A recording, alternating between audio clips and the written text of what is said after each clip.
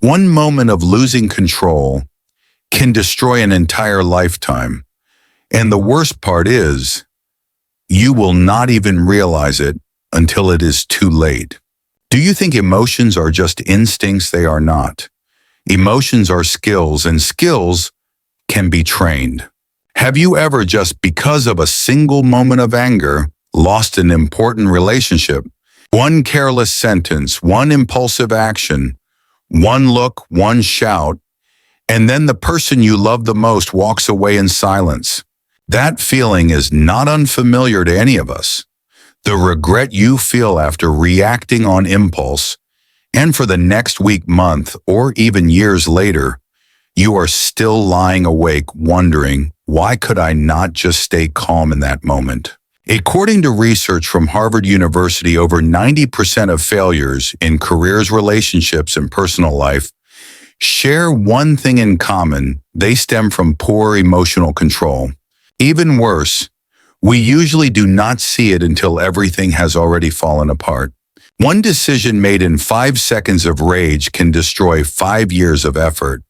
One harsh word said in a moment of confusion can crush the potential of a child. One moment of losing control can cost you your career or the person you love. But you know what? Emotions are not the enemy, and you are not weak just because you have cried, lost your temper, or felt helpless. You just have not learned how to master them. No one taught you that in school. There is no subject called emotional intelligence in any standard curriculum. We grow up in a society that teaches us how to score high on tests, how to make money, but no one ever teaches us how to stay calm when everything is falling apart, how to manage anger when betrayed, how to breathe when your heart feels like it is breaking. And because of that, you are not to blame. But starting from this very moment, you can choose to change. This video is not a lecture.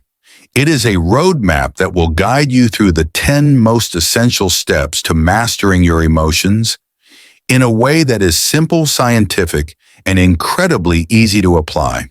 You will learn how to recognize your emotions the moment they begin to rise, pause at the right time before reacting, breathe the right way to calm yourself in 1 minute, understand the subconscious patterns that are driving you, and transform anger, sadness, anxiety into inner strength. This is not dry theory. These are real techniques you can practice immediately after watching the video. We will go through the most powerful chapters together, from the pause button technique Oprah Winfrey uses to avoid reacting on impulse, to the 4 to 7 to 8 breathing method that Navy SEALs rely on in life or death situations, from the mindfulness meditation that Steve Jobs practiced every morning, to emotional journaling that helps you break free from the spiral of negativity. Each chapter is a piece of the puzzle. And by the end of this journey, you will gain a skill that 95% of adults never learn: mastering yourself.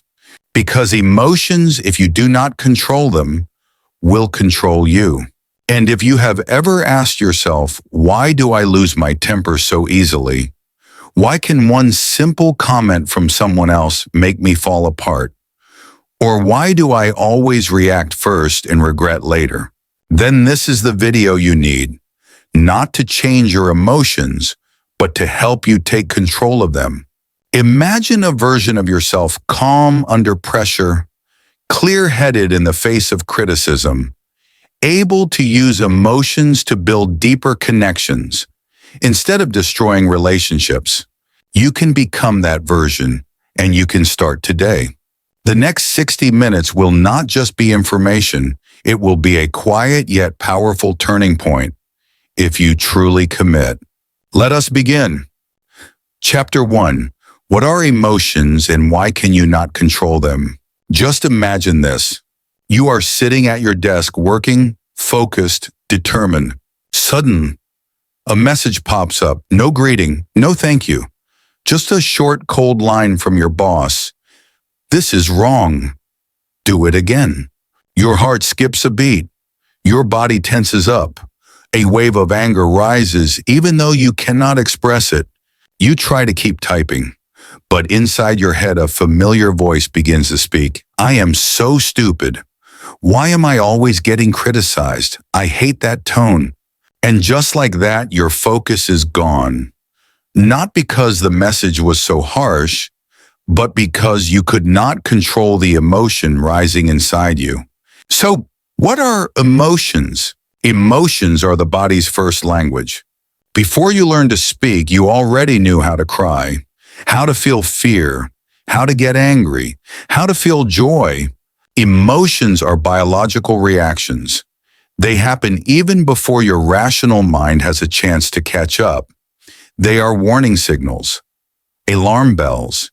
It is how your body says, hey, something is happening here.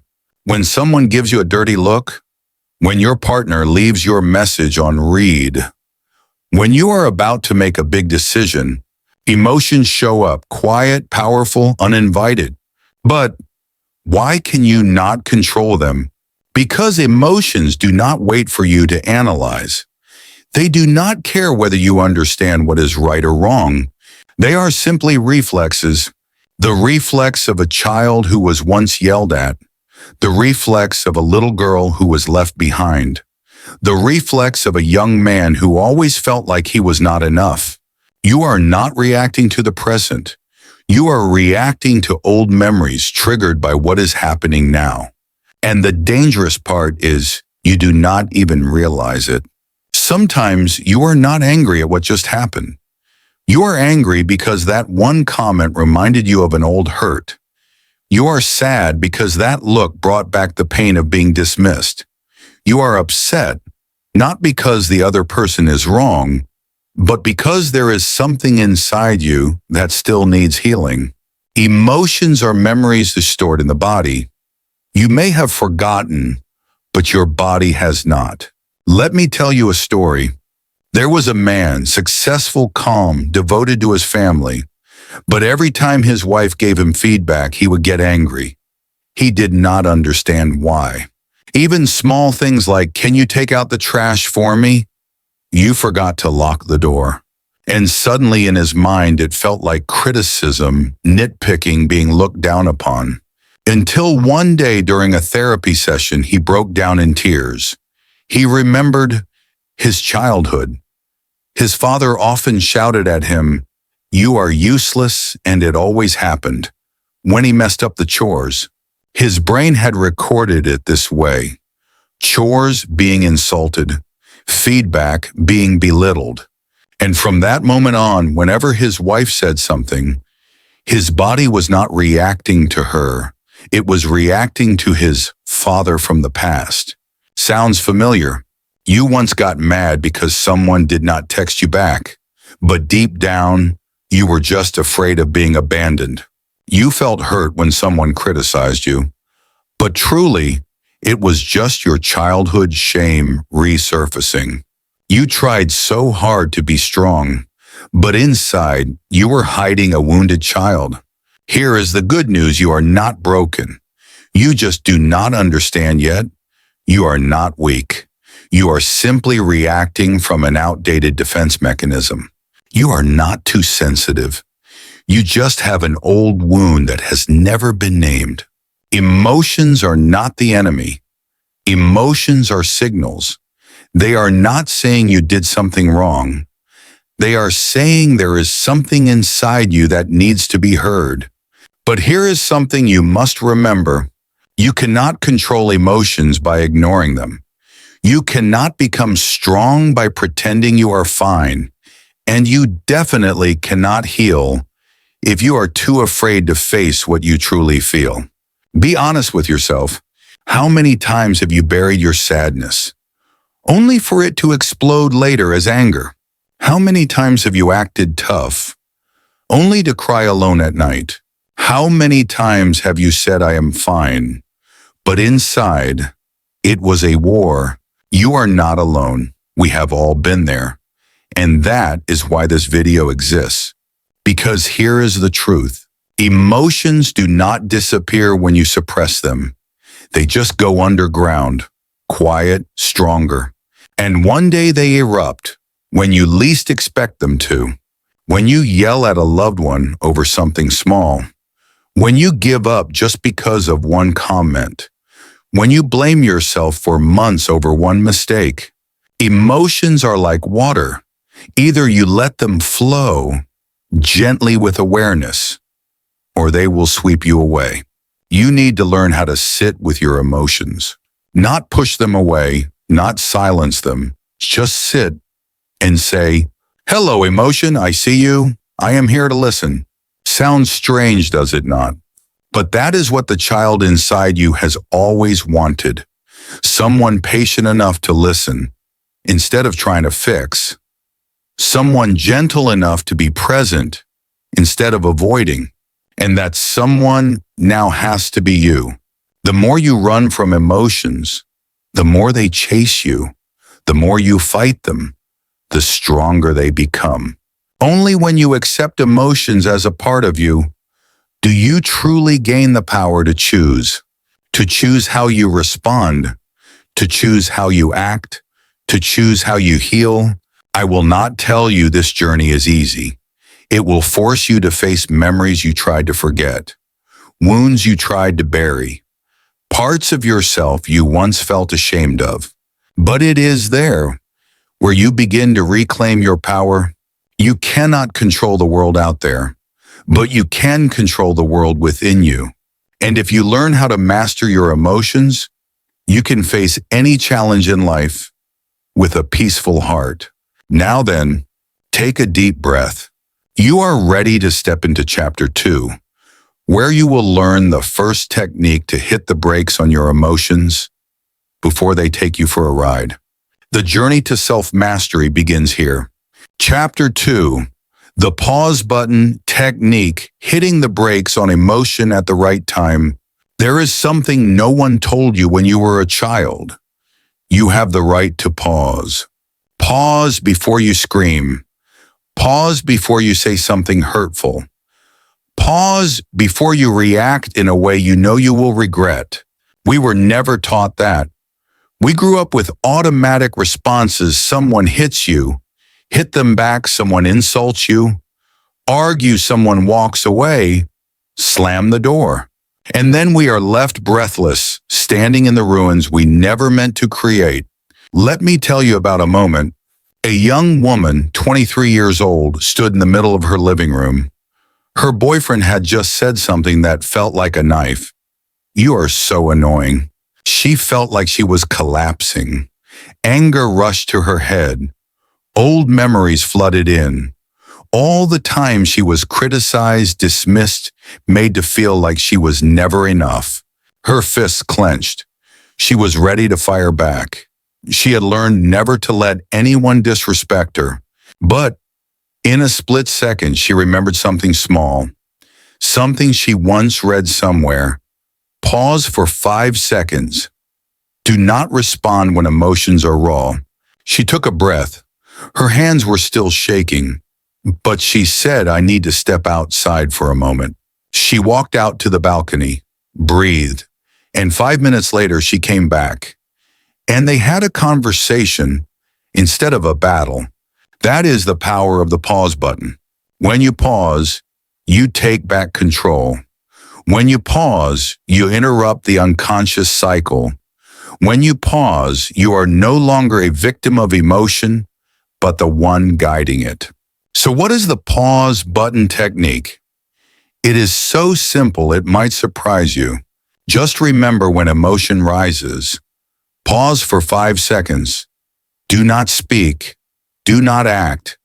Do not react. Just breathe in, hold, and breathe out. You can count 5, 4, 3, 2, 1. That little moment of silence is the space you create between trigger and response. Why does it work? Because your brain needs time to shift from survival mode to thinking mode. Just a few seconds is enough to activate your rational brain. Enough to ask yourself a simple question. What do I truly want to say? What do I truly want to do? This might sound familiar. How many times have you said something only to whisper to yourself 1 minute later, I should not have said that? How many times have you typed a message, deleted it, or worse, sent it and regretted it for days? The pause button technique will not erase your emotions. It simply gives you the power to choose to say what you truly mean, not what your emotions push you to say. Here are some situations where you can apply this instantly when someone disappoints you, when you read a negative comment online, when a loved one criticizes you, when your child makes a mistake, when you are about to snap in an argument. In all of those moments, you have two choices: react immediately and regret it, or pause for 5 seconds and respond consciously. You do not need to be a master of discipline. You do not need to be a monk. You just need to remember 1 second of pausing can save a relationship. One breath can protect your career. One moment of silence can help you stay connected to yourself. You know something. I once met a business leader facing a massive scandal. His entire team was panicking. Reporters swarmed him. Shareholders demanded answers, but for the first 3 minutes he said nothing. He just sat breathing, jotting down a few notes, and when he finally spoke, his voice was strangely calm. And what he said saved the company from collapse.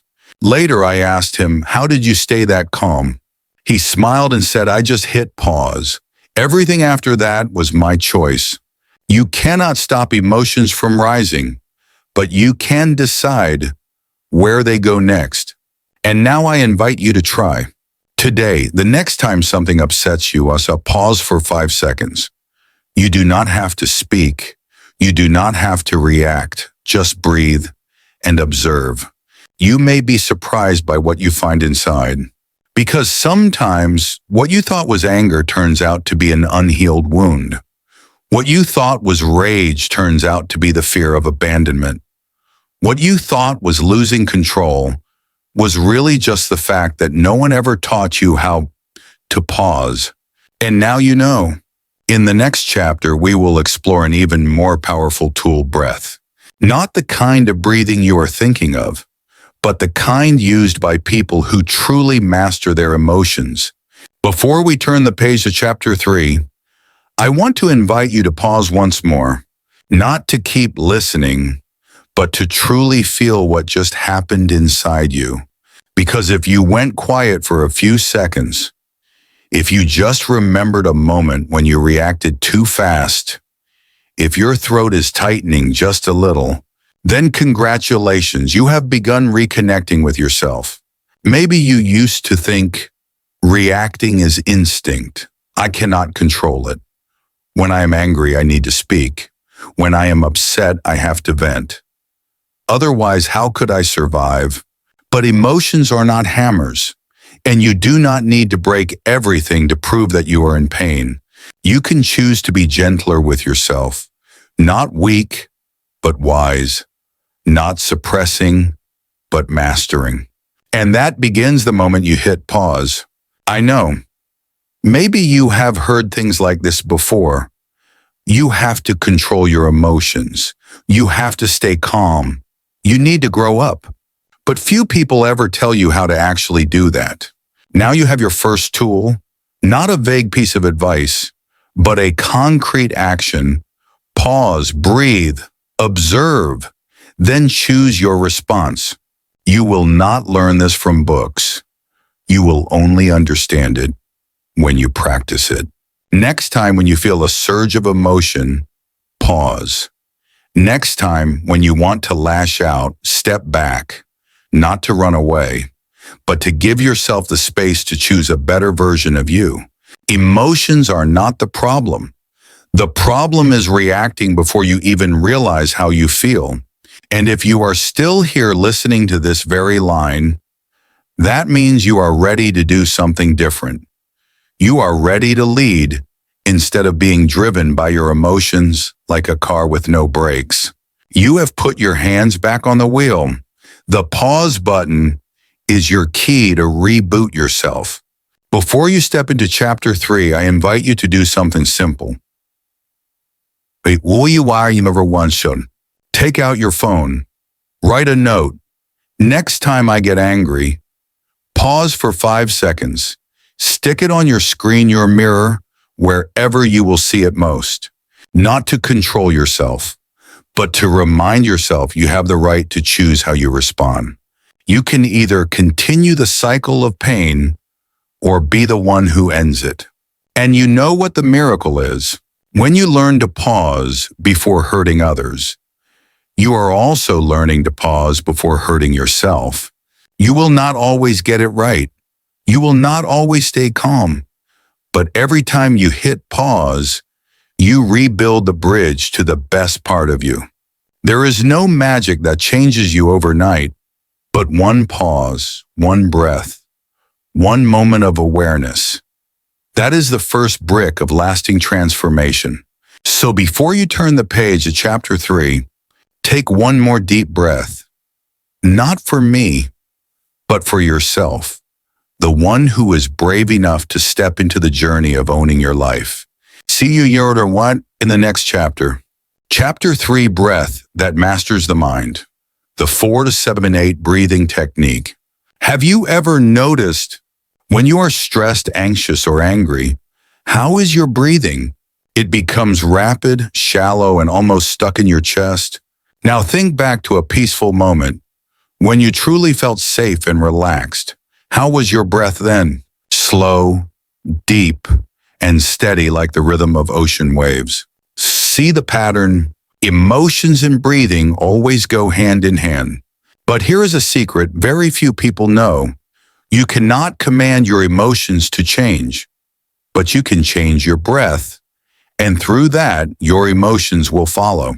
Breath is the hidden switch that connects to your nervous system. It is like having 2 brains that control your body. One that reacts quickly, instinctively, fight or flight, and one that is calm, thoughtful, and healing. Your breath is the bridge between the two. I want you to try something.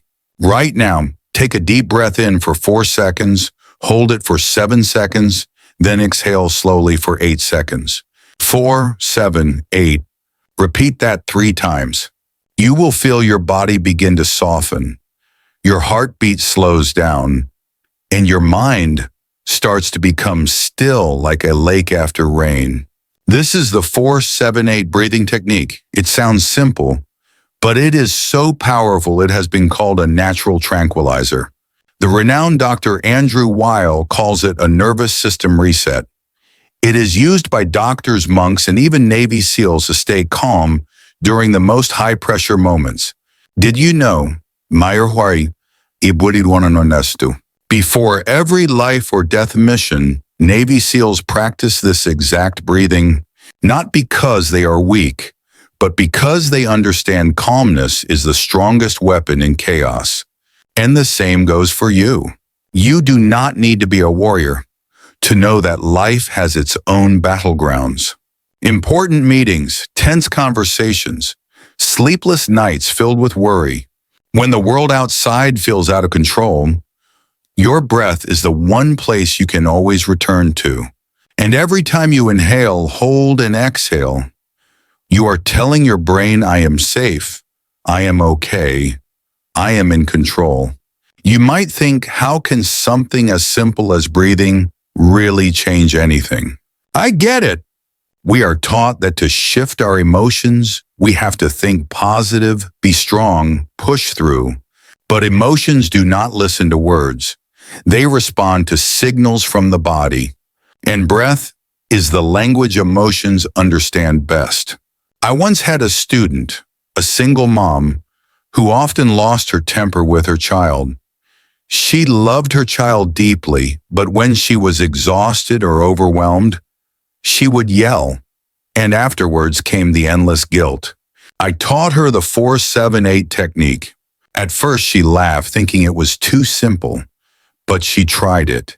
Every time she felt like she was about to explode. A few weeks later, she messaged me. For the first time, my child said, Mom, I like this version of you today. See, just one small change can create a massive shift in your relationships.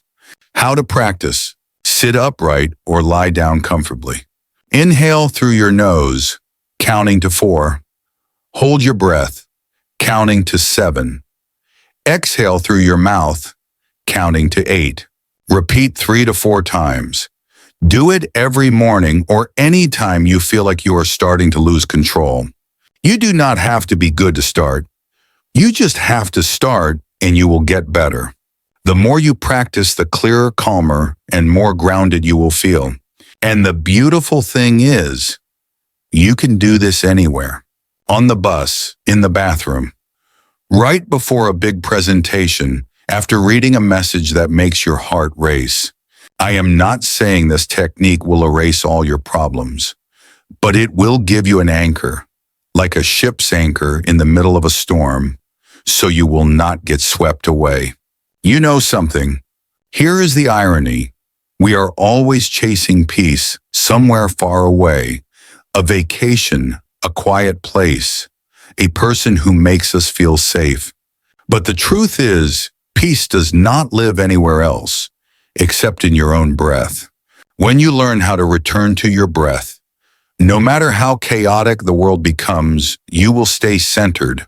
You could be sitting in a cramped office surrounded by deadlines, conflict, and pressure, but if you pause, close your eyes, and breathe 4, 7, 8.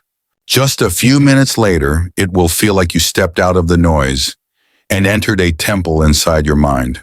I went through a phase of panic. Every morning I woke up with a racing heart, trembling hands, a mind full of fog. I tried reading books, listening to podcasts, exercising, but all of it felt like a temporary fix. Until I discovered something: I had not been breathing correctly. I breathed shallow, fast in my chest, and my body interpreted it as a signal. We are in danger. That is when I began practicing 4-7-8 breathing. Twice a day, 4 rounds each time. After 2 weeks, I no longer woke up with a pounding heart. After 1 month, I felt like a new version of myself was emerging. Not everyone needs medication, but everyone needs to breathe right. If your mind ever feels like a noisy marketplace, loud, messy, flooded with racing thoughts, this breathing technique is like someone cleaning up, helping you gather your pieces, line them up neatly, and leave just enough space to see yourself clearly again. And the best part, no one can take your breath away. You do not need Wi-Fi. You do not need gadgets. You do not need to spend money. Breath is a free resource, yet the most forgotten. You use it every day to survive, but starting today, you will learn to use it to live more deeply. If you are watching this video at the end of a long day, I invite you to pause, sit still, and practice this right now. Not to see what happens, but to give yourself 5 minutes of real peace. Close your eyes. Breathe in for 4 seconds. Hold it for 7 seconds. Breathe out for 8 seconds. Repeat once more and again. You have just done something that millions of people around the world have forgotten. You have come home to yourself. In the next chapter, you will learn something even more important. How can you be fully present with your emotions without being swept away by them? How do you see that you are angry without letting anger control you?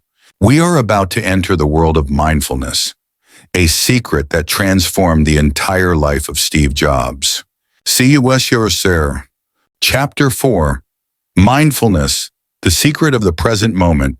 Have you ever felt like your mind no longer belongs to your body? You are sitting at your desk, but your thoughts are stuck in yesterday. You are eating dinner with your family, but your head is already worrying about tomorrow morning's meeting. You are on vacation, but you brought along a dozen unfinished deadlines. We are living, but not present. We are breathing, but not feeling. We are here, but our minds are somewhere far away.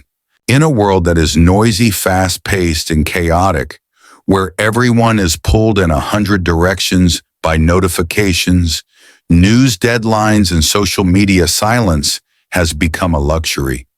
And yet that silence is what our soul longs for the most. Mindfulness. The art of being present is the practice of living fully in the now. It is the ability to come home to yourself, to be aware of each moment, each emotion, each breath, without being swept away. No judgment, no resistance, just presence. I once met a successful man, a business owner, wealthy, loved by his family. But during a conversation, he sighed and said, "I have everything, but I feel empty. Each day feels like a blurry copy of the one before. I am alive, but I do not feel anything." He was not alone. Many people live like that, like running on a treadmill that never stops. Every moment is just a step toward the next.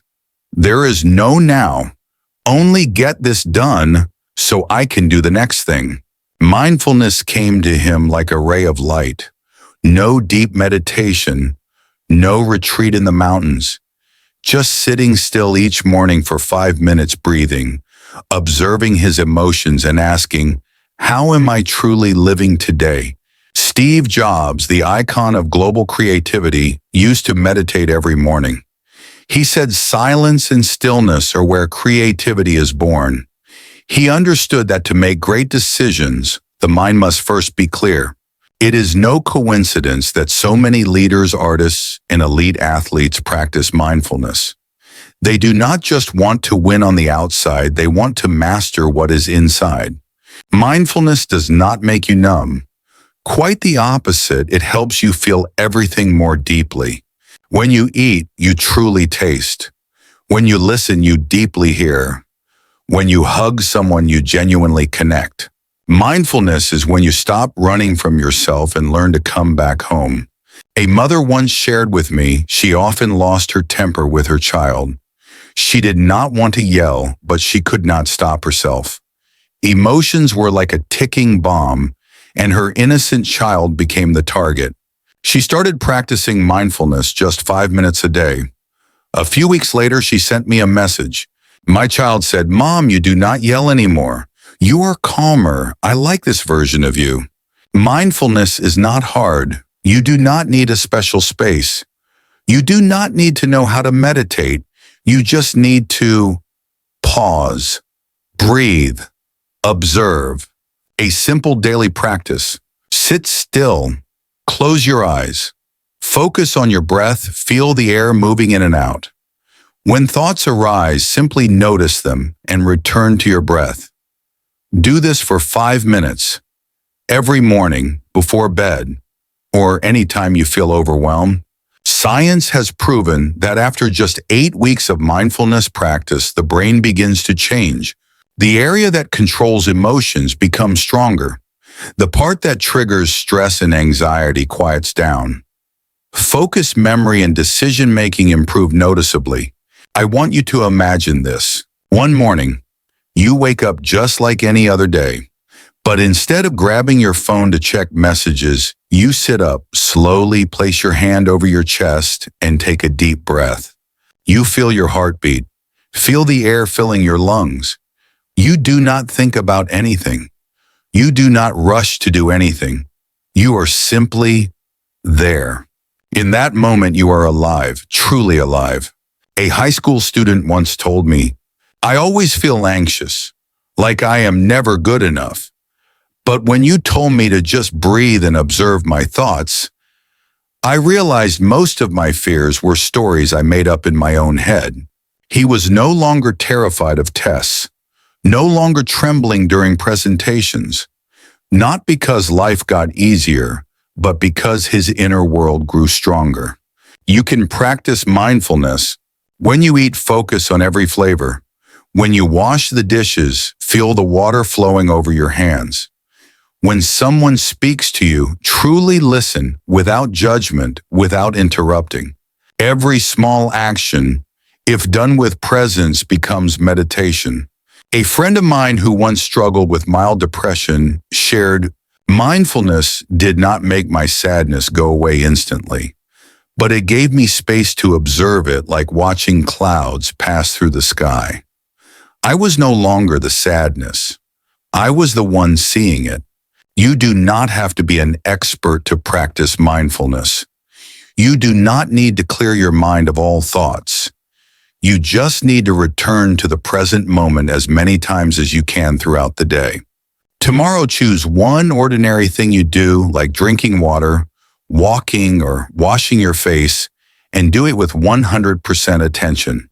No phone, no multitasking, just you in that moment. You will be surprised by how peaceful it feels. The journey to mastering emotions begins with mastering attention. Mindfulness is the most solid foundation. In the next chapter, you will learn how to transform what feels like negative energy, anger, disappointment, or pain into the fuel that drives you forward with more strength than ever before. This is no longer theory. It is a technique that has changed countless lives. And you could be next. Chapter 5, Turning Anger into Power. Have you ever felt so angry that your heart pounds wildly, your hands shake, and your mind goes blank? So angry that you cease to be yourself? Perhaps it happened when you were humiliated in public, or when someone insulted someone you love, or simply a careless word spoken by someone you deeply care about. We are often told, do not be angry, but no one teaches us how to transform that anger. The truth is, anger is not bad. It is a natural, powerful emotion, and it can be incredibly useful if you know how to channel it. Anger is raw energy. It is like electricity. It can burn everything down or light up an entire city. You cannot eliminate anger, but you can transform it. Let me tell you a story.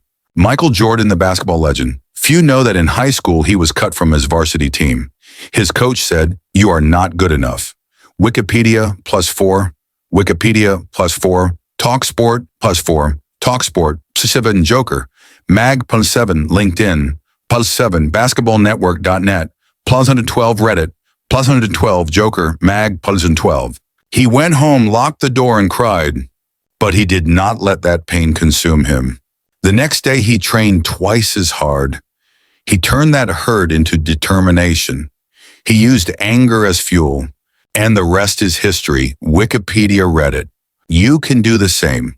You can learn to read your anger. Step 1. Pause and observe. When you feel you are about to explode, pause, say nothing. Don't react. Take a deep breath. Notice the emotion like a cloud drifting across the sky. Ask yourself, what am I truly angry about? Not the person being late, not a spilled glass. Often beneath anger lies fear, hurt, or feeling disrespected. Step 2, write it down. Whenever you are angry, write it all out. No filters, no rationalizing. Once it's written, the anger loses its grip over you. Then ask, what do I want to do with this energy? To destroy or to build? Step 3, act with intention. You can turn anger into power when you act consciously. Exercise, create, work on something meaningful. Transform raw energy into results. One CEO shared, "When I'm criticized, I don't argue back. I write 10 more pages of plan, work an extra hour, and my success answers critics." What does science say? When angry, your body releases adrenaline, your heart races, urging you to fight back. But if you pause and direct that energy into something positive, you boost focus, productivity, and breakthrough performance. One student told me he was rejected for a scholarship despite his hard work. At first, he wanted to give up, but after journaling, breathing, and reflecting, he used his anger to wake up at 5 a.m. each day and restart his studies. A year later, he earned a full scholarship elsewhere. "Thank you, refusal. It woke me up," he said. "When I was young, I witnessed my calm, gentle father genuinely angry one time. He didn't shout or destroy anything, But his eyes turned red, his voice deepened, and the room seemed to freeze. I remember that moment not in fear, but because afterward he sat down, held me, and said, "I'm angry, child, but I'm learning not to let my anger hurt those I love." As I grew older, I understood to master anger doesn't mean never feeling it. It means knowing when and how to use it well. Great social activists like Martin Luther King Jr. or Gandhi were deeply angry. Angry at injustice, angry at oppression, but they chose nonviolence. They chose meaningful action. It was their anger that pushed them to reshape history. Anger is also a protective instinct. When you feel anger, your body signals something's wrong. Pay attention. If you merely react instinctively, you get controlled. But if you observe and direct that instinct, you lead the game. Try this 5-minute anger transformation. Find a private space. Take 10 deep breaths. Grab paper and write, "I am angry because," nonstop for 3 minutes. Then write, "I will use this energy to." Choose one positive action today. You'll find when anger is led consciously, you become unstoppable. One time I worked with someone insulted publicly by his boss during a meeting. He remained silent, no reaction. That afternoon, he delivered a full proposal exceeding expectations. The boss said nothing, just nodded quietly. He then looked at me and smiled. I could have yelled, but I chose action, and I know I won. Dear friend, maybe you've been so angry you cried. Maybe you've hurt others in anger. Perhaps you swallowed it and it turned into silent suffering. Remember, you don't need to suppress anger or explode. You just need to transform it. Left untamed, anger erodes you.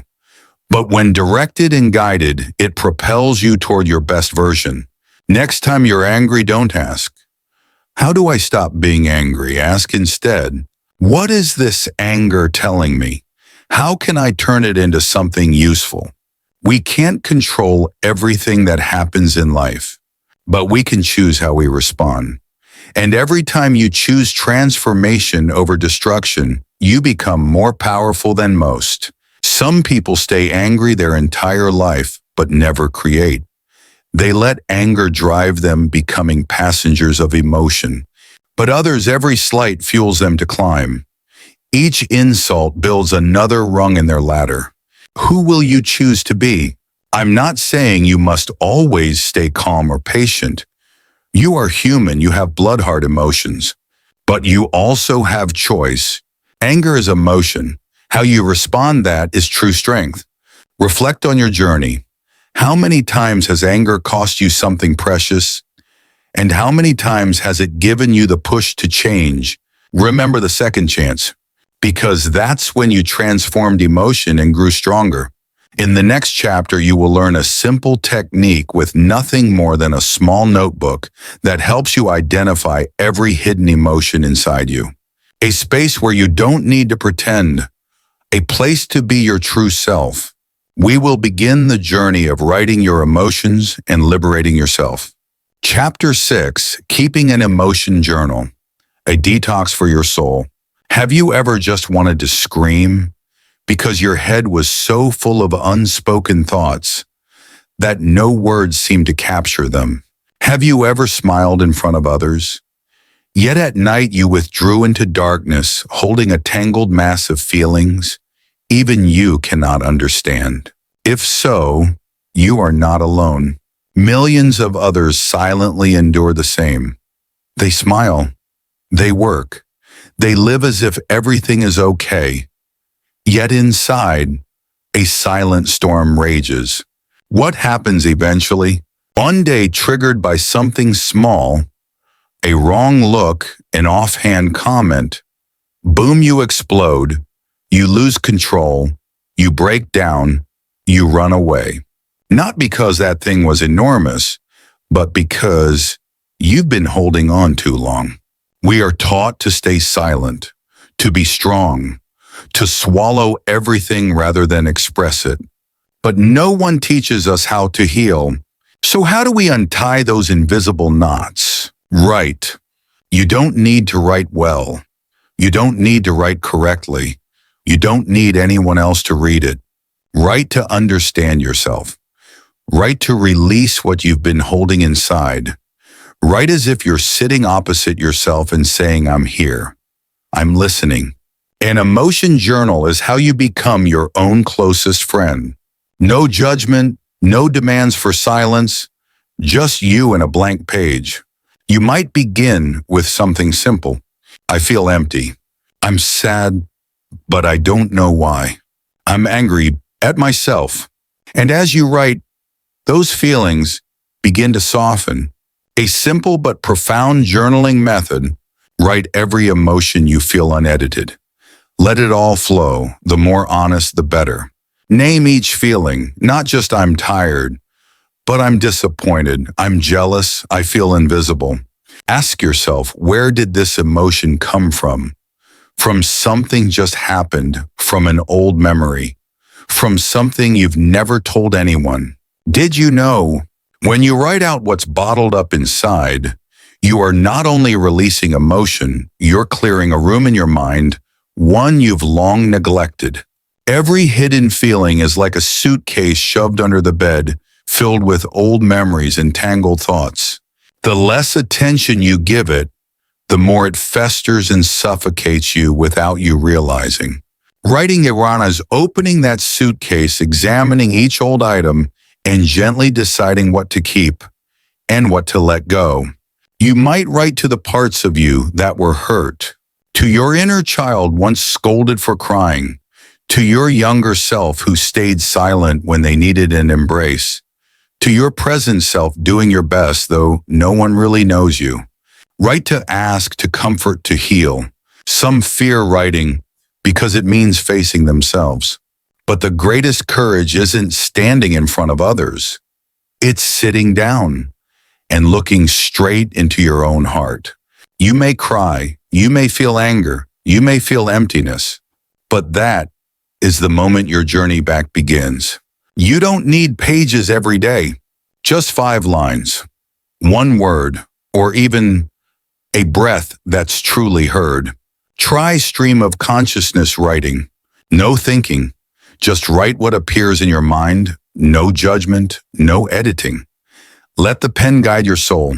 Maybe this morning you wrote, I'm tired. No one understands me. I wish someone were here. That alone is enough for connection. You can write for the emotion you dislike most. For jealousy, I feel inferior. For anger, I feel betrayed. For sadness, I don't want to continue anymore. Naming the emotion removes its control. Emotions can't dominate you if you become conscious of them. You can also write to send. Write a letter to someone who hurt you, but don't send it. Write a letter to your future self as a promise. Write to someone you lost to speak the words you never could. Each line written is an emotional tangle being freed. You are creating a safe space for your soul.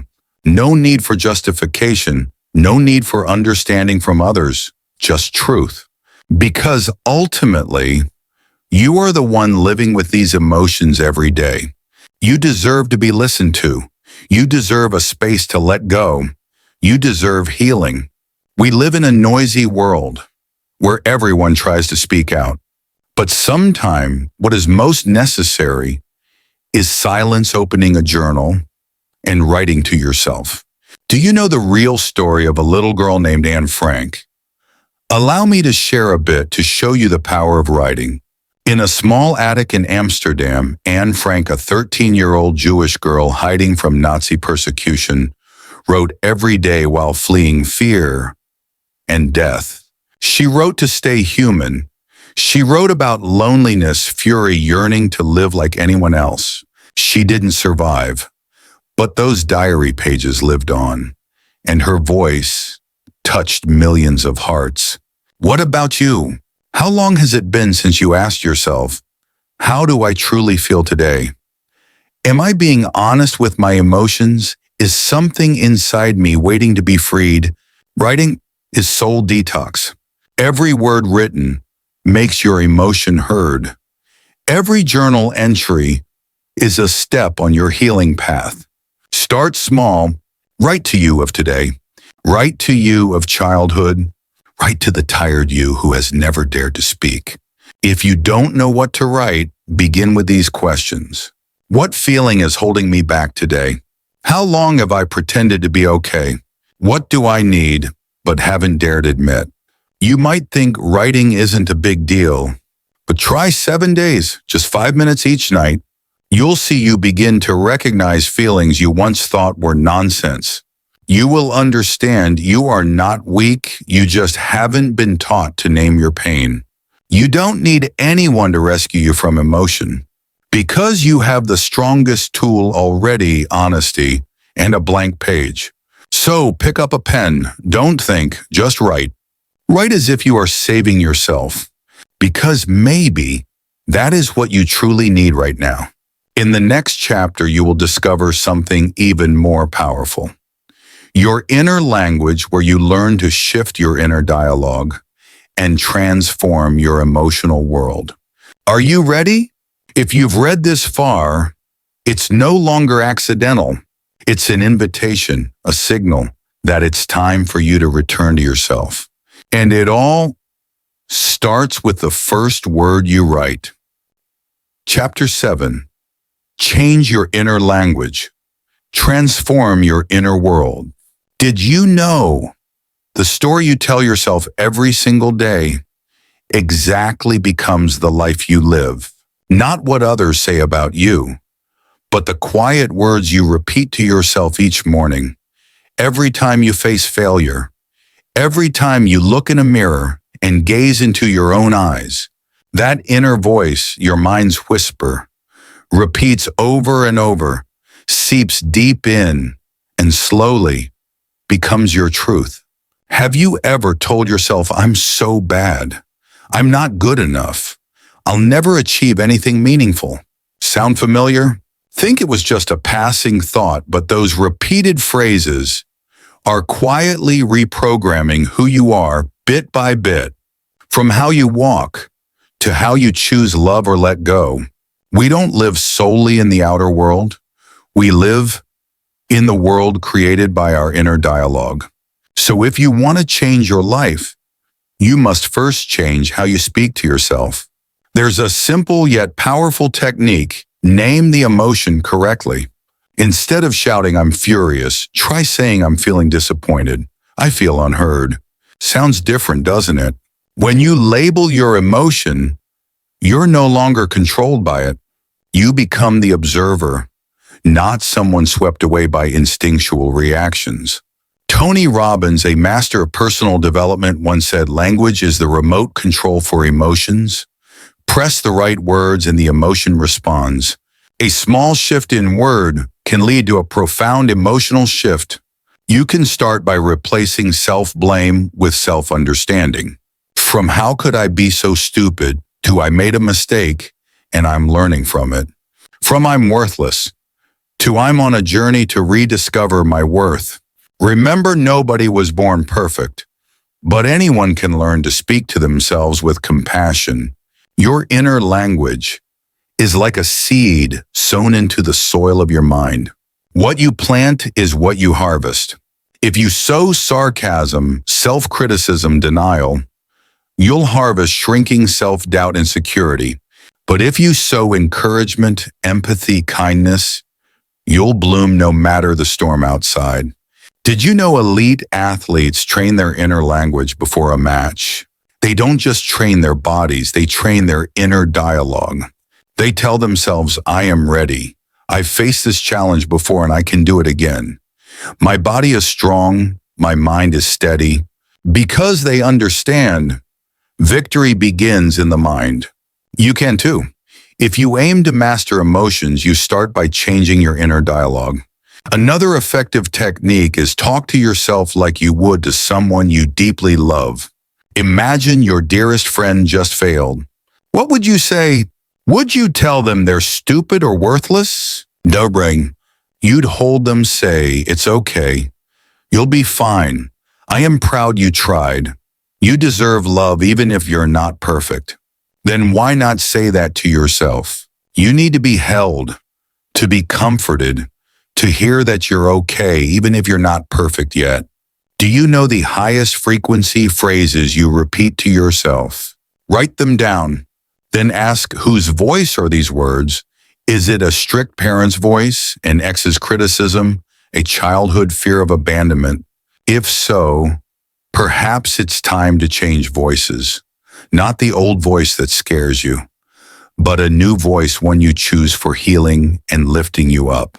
You can start giving yourself a daily affirmation. Today I choose to treat myself with kindness. Or I am not perfect, but I am learning every day. Repeat it until your subconscious believes it. You once believed I'm not good enough because you heard it too often. Now is the time to hear something new and let it define you. Your inner language is more than words. It's the air your soul breathes daily. Breathe cruelty, your soul wilts. Breathe compassion, your soul blooms. What are you telling yourself today? You can't control every external event, but you absolutely can choose how to speak to yourself. Start with simple changes. Instead of I can't, say I'm learning. Instead of I'm too weak, say I'm growing stronger every day. The language you use creates the world you live in. Which world will you choose? In the next chapter, we will learn how to respond rather than react. A seemingly small skill, but one that marks true emotional maturity.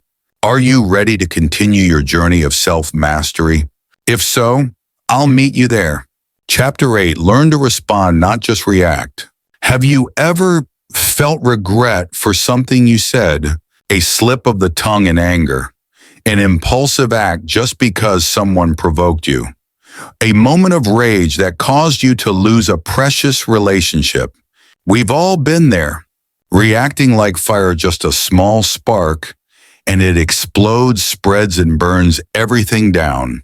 But have you ever wondered, what if, at that moment you had paused for 5 seconds? What if, instead of reacting, you chose to respond? What would have changed? We're used to reacting. When someone insults us, we explode. When someone interrupts, we fire back immediately. When someone judges us, we defensively shut down. Reaction is survival instinct, but response is the skill of maturity.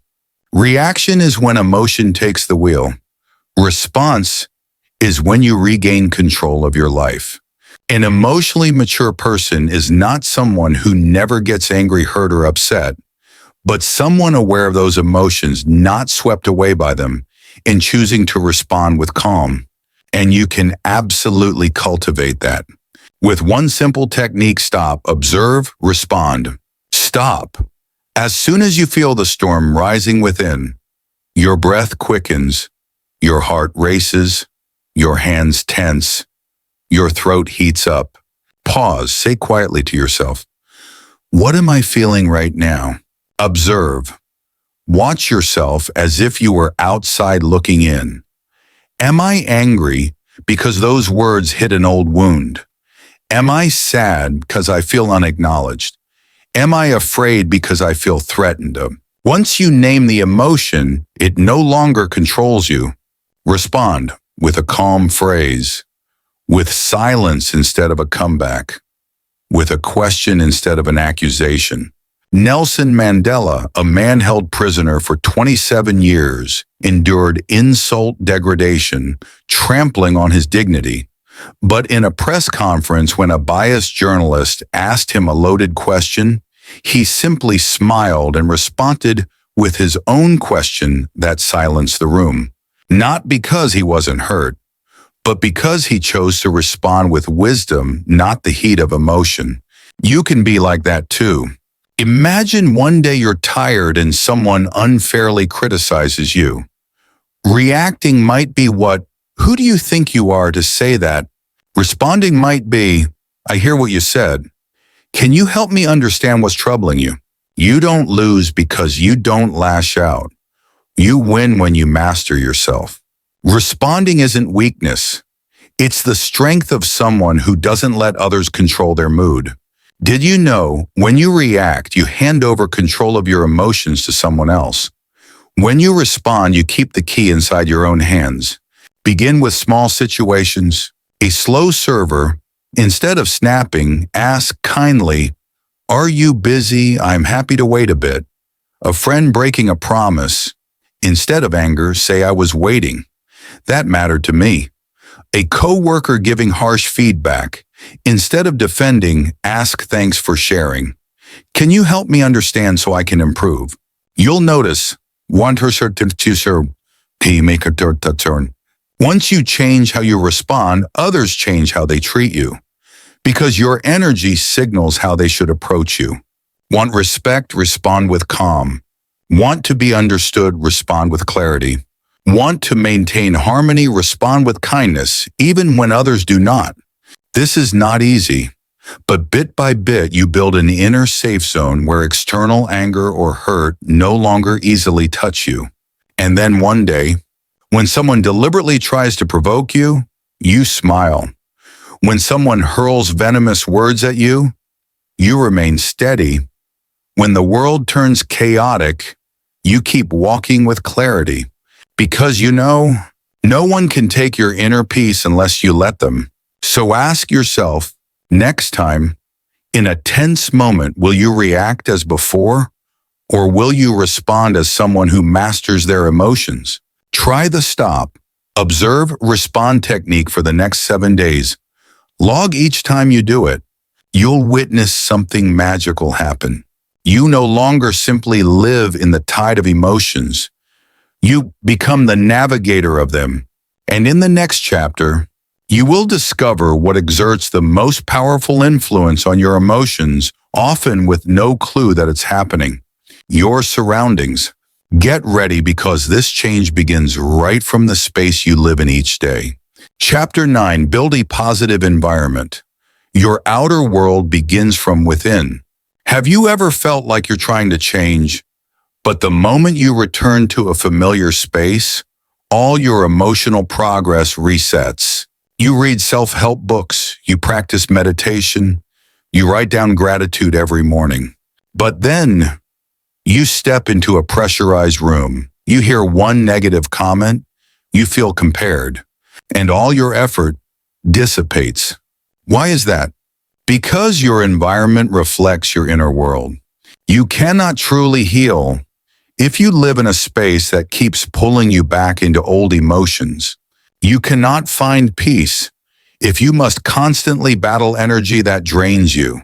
And you cannot break through if your surroundings echo doubt, criticism, or mock your dreams. So, to master your emotions, start by mastering your environment. A positive environment is not always perfect. It's a place where you feel safe to be yourself, where you don't wear a mask, don't pretend to be someone else to fit in, where you can breathe. And simply breathing is soothing. Look around right now. What kind of space are you living in? Is there light, natural greenery? A quiet corner you call your refuge? You might not change the world, but you can change the room you're in. Start with small changes. A plant on your desk, a favorite song each morning, a photo reminding you of your courage. Because small things nourish your emotions daily. And remember, environment isn't just a place, it's also people.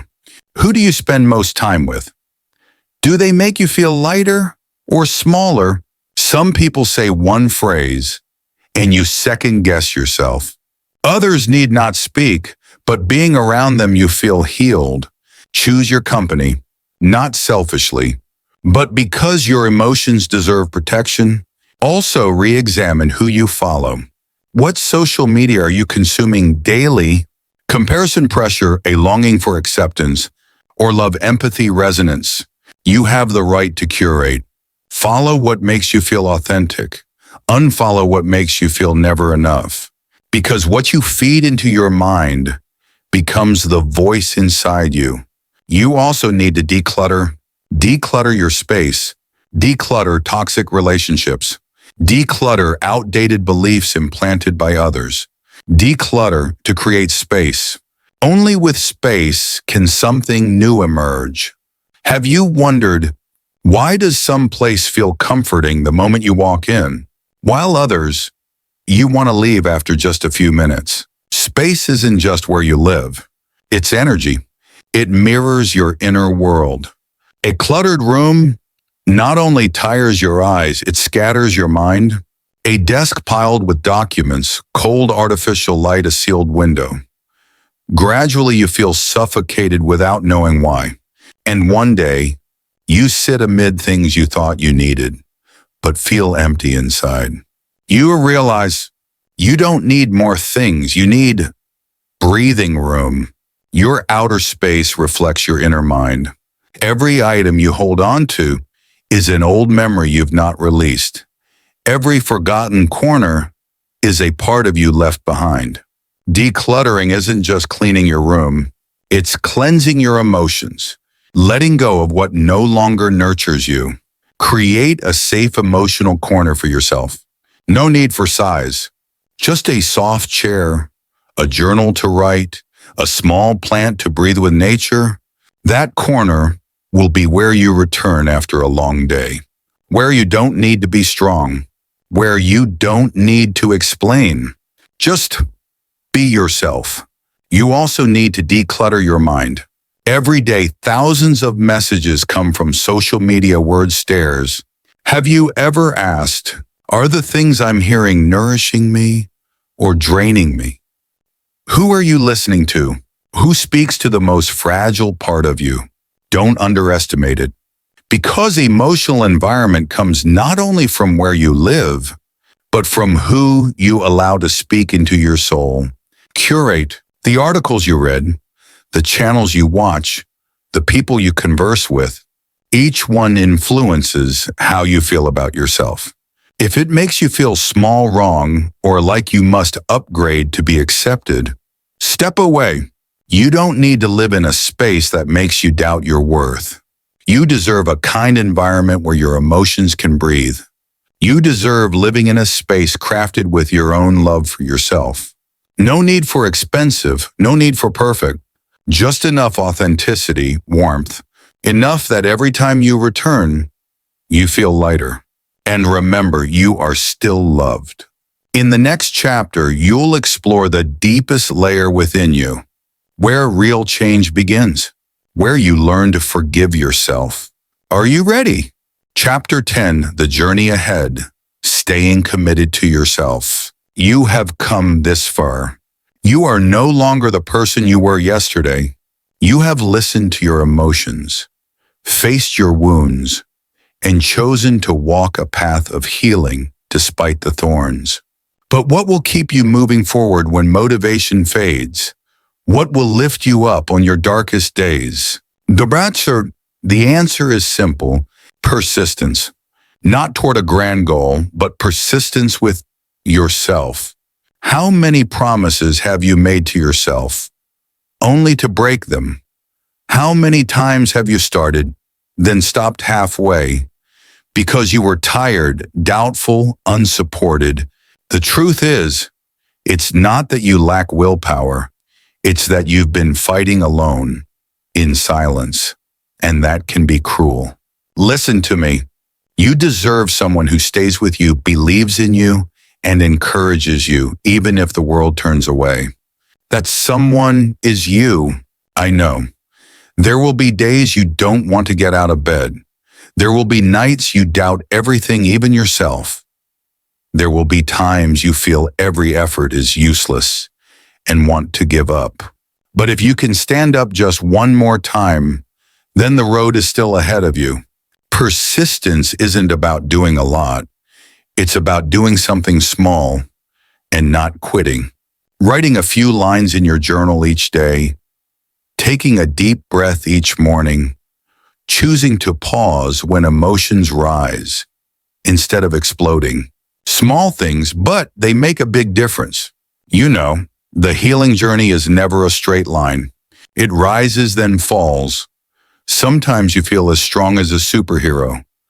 Sometimes you feel as fragile as a child. And that's okay.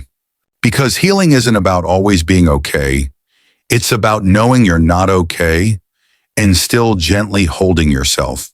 Remember when you first began this journey, you were wounded.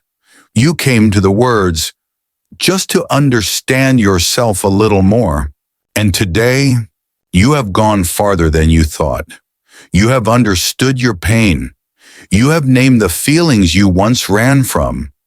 You have learned to write, to listen, to breathe, not to react immediately. And you have chosen persistence.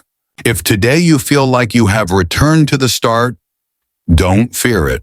Growth is not once and done. It's a spiral process rising round after round. You may repeat lessons, but each time you repeat them, you learn deeper. You become more grounded. And then, one day you'll realize you are no longer swept away by emotion as before. You no longer fear facing yourself. You don't need external validation because you have found your value from within. Life will not pause just for you to heal, but you can keep moving forward while still loving yourself. You may stumble and still treat yourself kindly. You may feel sorrow but need not hide it. You can persist even when no one else sees. So if you are on your toughest stretch, remember, you have survived more than you think. And you are still here, still moving forward, slowly, but not stopped. And if someday you encounter someone lost like you once were, share these words with them because it may be exactly what they need. Are you ready for the next steps, not a grand destination, but steady small steps, kind choices, moments you choose not to turn away? Wishing you strength, and don't forget, whenever you feel lost, just come back to yourself. It all starts with the smallest thing. Amonirwar, dormir far dita de vermesh. You know, there will be mornings when you wake up feeling there is no reason to try anymore. Not because you are weak, but because you have been strong too long. You've forced yourself to behave well, be kind, not disturb anyone, not disappoint anyone, until you've forgotten what it means to just be still. Sometimes you just want to let everything go, not because you want to give up, but because you are too tired of always being the strong version. Yet in those moments, the fact you still breathe, choose to get out of bed, eat, and live though no one sees is extraordinary. You are persisting quietly, no applause needed, just silently fighting to keep yourself whole. Not everyone will understand your journey, but you do, because you are the one walking it. Look back at your old journals, where you penned your most raw truths, and you will realize you've grown a lot, not by forcefully overcoming everything, but by accepting your vulnerabilities and still choosing to move on. Not perfect, but real. Persistence doesn't come from motivation, it comes from love. Love for your journey. Love for the imperfect but striving version of you. Love for each small step you've taken, even the shaky, hesitant, lost ones. Because ultimately what keeps you going is not the goal. It's the meaning you find in living authentically moment by moment. You are moving through days others may never understand, but those very days have shaped you into the resilient person you are today. And if you look back one day, you will know you didn't quit. You stayed with yourself. You persisted not for others, but because you believe you deserve a life that is deep and true.